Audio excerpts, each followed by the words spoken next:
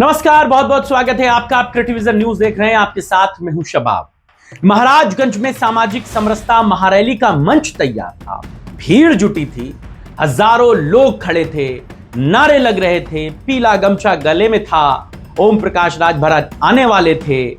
लेकिन अचानक वहां ऐसा कुछ हो गया जिसने पूरे राजनीतिक नैरेटिव की परतें उधेड़ दी।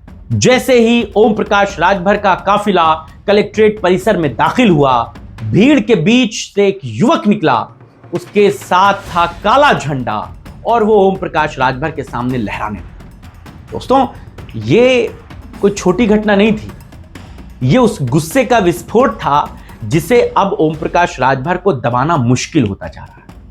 लाल शर्ट पहने धर्मराज चौरसिया पिछड़े समाज से आते हैं, उसी पिछड़े समाज से जिसके सबसे बड़े अलमबरदार ओम प्रकाश राजभर बनते हैं।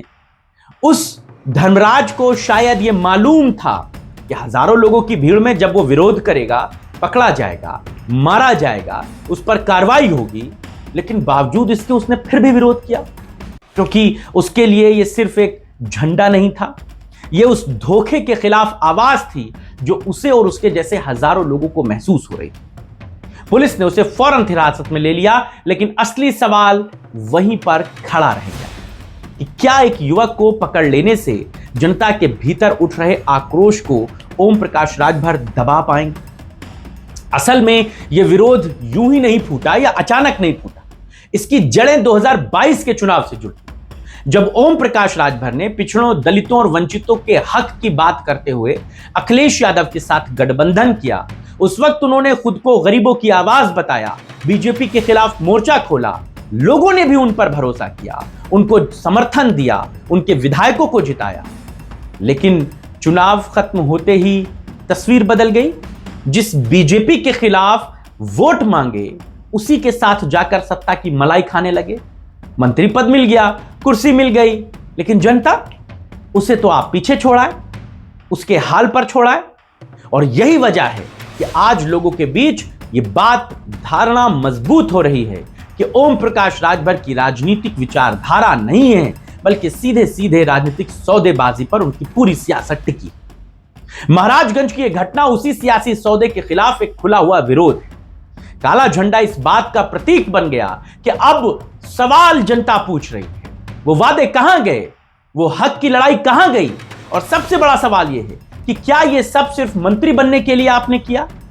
दोस्तों, हकीकत तो यही है कि बीजेपी के साथ जाने के बाद भले ओम प्रकाश राजभर सत्ता में आपको दिख रहे हों, लेकिन जमीन पर उनकी साख को गहरी चोट लगी। जो नेता खुद को वंचितों का मसीहा बताता था, वही अब सत्ता के गलियारे में समझौता कर रहा है।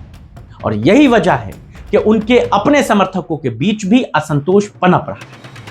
मंच पर उनकी मुस्कुराहट आपको दिख सकती है, भाषणों में बड़े बड़े दावे आपको नजर आ सकते हैं, लेकिन सच्चाई तो यही है कि जनता के बीच भरोसा दरक चुका है ओम प्रकाश राजभर का। और जब भरोसा टूटता है तो सिर्फ विरोध एक झंडे तक सीमित नहीं रहता, तो लहर बनता है। महाराजगंज का यह काला झंडा दरअसल एक चेतावनी है कि जनता अब खामोश नहीं है। अगर यही गुस्सा फैलता गया तो आने वाले दिनों में यही विरोध ओम प्रकाश राजभर की पूरी राजनीति पर भारी पड़ जाएगा। जिस पूरब के वो ठेकेदार बनते हैं ना, ओबीसी के, पिछड़ों के, दलितों के, वही उनको सही सबक सिखाएंगे। ओम प्रकाश राजभर के कार्यक्रम में जो घटना घटी, वो लोगों के विरोध का एक नमूना था, उदाहरण। हालांकि इस तरीके के विरोध प्रदर्शनों को हम सपोर्ट नहीं करते, लेकिन लोगों का गुस्सा सड़क से संसद तक सब जगह दिख रहा है। आप इस खबर पर क्या सोचते हैं, हमें बताइएगा। आपके राय और विचारों का इंतजार रहेगा। फिलहाल इतना ही, नमस्कार।